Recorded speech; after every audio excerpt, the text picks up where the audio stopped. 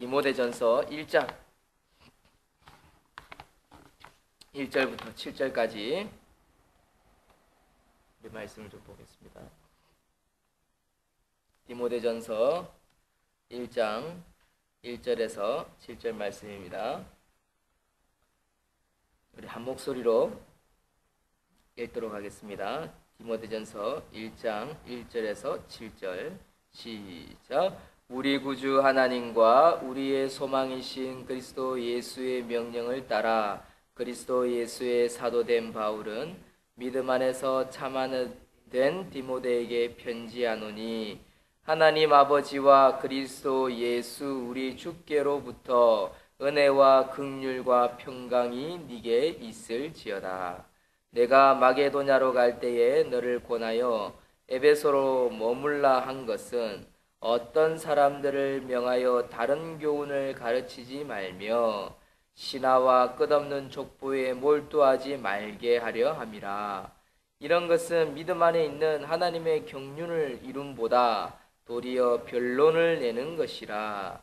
이 교훈의 목적은 청결한 마음과 선한 양심과 거짓이 없는 믿음에서 나오는 사랑이거늘, 사람들이 이에서 벗어나 헛된 말에 빠져 율법의 선생이 되려 하나 자기가 말하는 것이나 자기가 확증하는 것도 깨닫지 못하도다. 아멘. 할렐루야. 오늘 말씀을 가지고 교훈의 목적이라는 제목으로 하나님 말씀 증거하도록 하겠습니다. 교훈의 목적. 이 편지는 사도 바울이 로마 감옥에 2차 투옥이 되어 있던 그러한 시점에 바울이 사랑하는 아들, 사랑하는 제자인, 사랑하는 목회자인 디모데에게 보낸 서신서입니다. 그래서 디모데의 이름을 따서 그대로 디모데전서, 디모데후서라고 성경은 기록하고 있습니다. 디모데는 바울과 함께 전도 여행을 다닌 아들과 같은 제자입니다. 특별히 2차 전도 중에는요, 어린 나이에 임에도 불구하고 전도팀에 동참해서 평생 공적인 사역을 사도 바울과 함께 이루어가는 것을 우리는 찾아볼 수 있습니다. 그리고 개인적인 공적인 사역, 목회 사역 빼고는 바울 곁을 떠난 적이 없습니다. 그리하여 바울 서신 6권 중에서 바울 서신이 12권 혹은 13권이라고 이야기를 하는데, 이 바울 서신 중에서 6권은요 발신인이 바울뿐만 아니라 디모데로 나옵니다. 그러니까 바울이 쓴 성경 중에 6권은 바울 혼자 쓴 것이 아니라 디모데도 함께 썼다라고 성경은 기록하고 있습니다. 그만큼 디모데는 바울과 함께 큰 사역들을 감당하고 어린 나이에 감당했던 목회자라는 것을 알 수 있습니다. 우리는 보통 바울 서신 하면 바울 선생밖에 기억하지 않습니다. 그런데 바울은 그 어린 디모데를 한쪽으로 제쳐놓고, 너는 부목사니까, 너는 부교육자니까, 너는 떠나면 그만이니까, 그렇게 무시하는 존재가 아니었다는 사실입니다.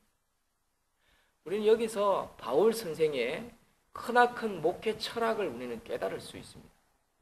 얼마나 중요합니까? 어떤 교회에 공적인 서신을 쓰는데 누가 어린 부목사의 이름을 넣어가면서 기록에 남기겠습니까? 교회에서도요 잘 그래 하지 않습니다.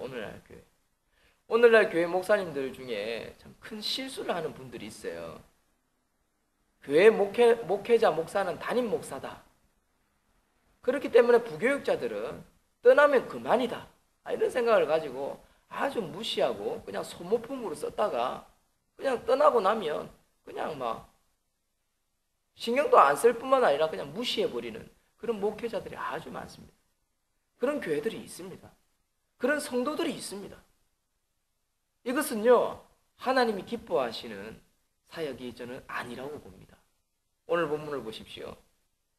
사랑하는 디모데, 그 디모데에게 편지를 쓰고 있다는 사실입니다. 그 제자에게 함께 전도 여행을 다녔던 어린 디모데에게 편지를 쓰고 있습니다. 근데 친아들과 같은 이 디모데에게 어떻게 글을 쓰고 있는지의 내용이 아주 귀합니다. 2절을 보십시오.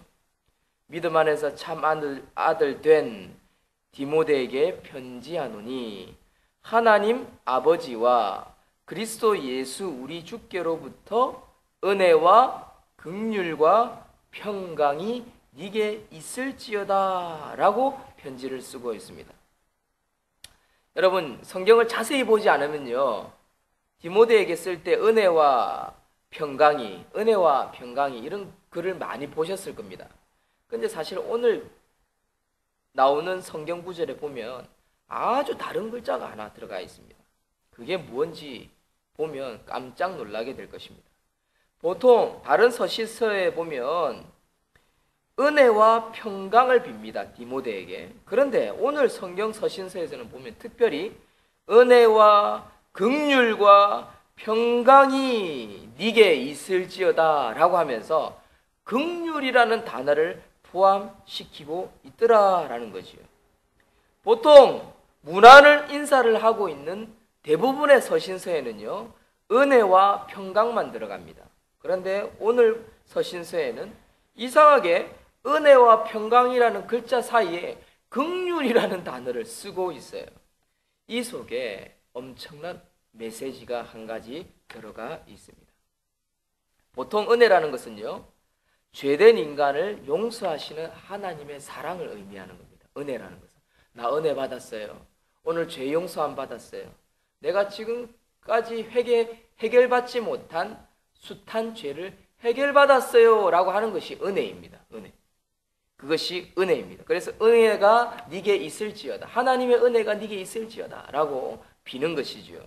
두 번째, 평강이라는 것은 그 결과로 말미암아 구원받은 죄인이 누리는 하나님과의 화평, 세상 속에서 하나님과 함께 동행하는 화평, 평강, 그리고 마음의 든든함, 이런 것이 평강이라 할 수 있습니다. 그래서 평강이 네게 있을지어다, 피스라고 비는 것이지요.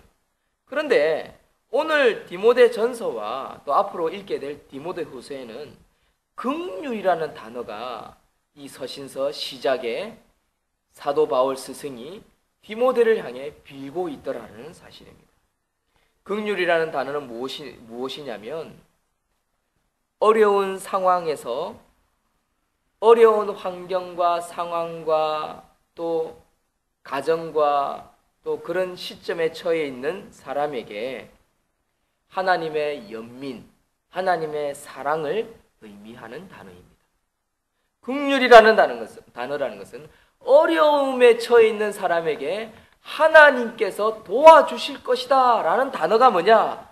긍휼입니다. 긍휼. 디모데는 바울이 감옥에 갇혀 있는 동안에 혼자 에베소 교회의 목회자로 섬기고 있습니다. 그것도 아직 에베소 교회는 크게 성장하거나 크게 든든하게 어떻게 세워져 있는 교회가 아니었습니다. 어린 나이에 사도 바울 스승의 지도를 따라서, 인도를 따라서 에베소 교회에 파송을 받은 목회자였습니다. 그렇기 때문에 경험도 없고요. 그렇다고 해서 사도 바울 스승이 가진 어떤 목회 철학이나 어떤 든든한 어떤 지식이나 어떤 경험도 없었을 것입니다. 그렇다고 해서 디모데를 무시할 만한 어떤 목회자라고 볼 수는 없지만, 그래도 경륜이라는 것은 따라갈 수는 없는 것이지요. 그런 디모데를 향해서 바울은 긍휼이 네게 있을지어다 라고 바로 서신서를 쓰고 있다는 것입니다. 하나님의 사랑, 하나님의 연민, 하나님의 위로, 하나님의 도우심, 하나님의 역사가 네게 있기를 원한다라는 것이지요. 이 당시 에베소에는요, 교회는요, 이런 사람이 있었습니다. 4절을 보십시오. 신하와 끝없는 족보를 가르치는 나름대로 똑똑한 사람들이 많이 있었어요. 변호사, 의사, 대학 교수, 나름대로 로마 신화를 가르치는 어떤 세상 철학을 가진 사람들이 많이 있었다라는 뜻입니다. 그런 사람들이 이 어린 디모데를 보면서 얼마나 많은 훈계가 있었겠습니까? 아이, 그렇게 목회를 해가지고 교회가 되겠습니까? 에베소 교회가 성장하겠습니까? 아이고, 디모데 목사님, 그래가 될 일이 아닙니다 하면서 자기 나름대로 어떤 경륜과 지식이 있는 사람들이 몇 사람이 아마 이 디모데를 좌지우지했을 것입니다. 그거는 설명할 필요도 없지요. 오늘날 수많은 교회 보십시오. 요즘 교회 목사님들, 후임자들, 원로 목사님, 은퇴 목사님, 후임 목사님들 60년, 70년, 80년, 90년들 사역을 마치고요. 이제 70대 가지고 은퇴하고 나면 후임 목사님들이 40대, 50대 뽑습니다. 특히 30대나 40대 초반의 목사님들이 목회자로 세워지면요, 장로님들이 가만히 있지 않습니다. 장로회이기 때문에. 새로 들어온 목사가 우리 장로들이 말을 안 듣네. 장로들이 단합을 해가지고요, 목사님들을 흔든다고요. 그래가 몇 년 해보고 교회도 성장하지 않고 성도님들이 분위기가 별로 그시기하다 싶으면요, 잘라낼 궁리를 하는 것이 오늘날 장로입니다. 장로. 그런 장로들이 많습니다. 내가 어떻게 이 교회를 세우는데 저 새파란 목사에게 이 교회를 넘긴단 말이냐, 이런 생각을 가지면서 좀 부족하다 싶으면 바로 잘라버린다고요. 힘들게 만들고 떠나게 만든다고요. 그런 디모데에게 바울은 감옥에 갇혀서 하나님의 긍휼을 전하고 있다는 것입니다.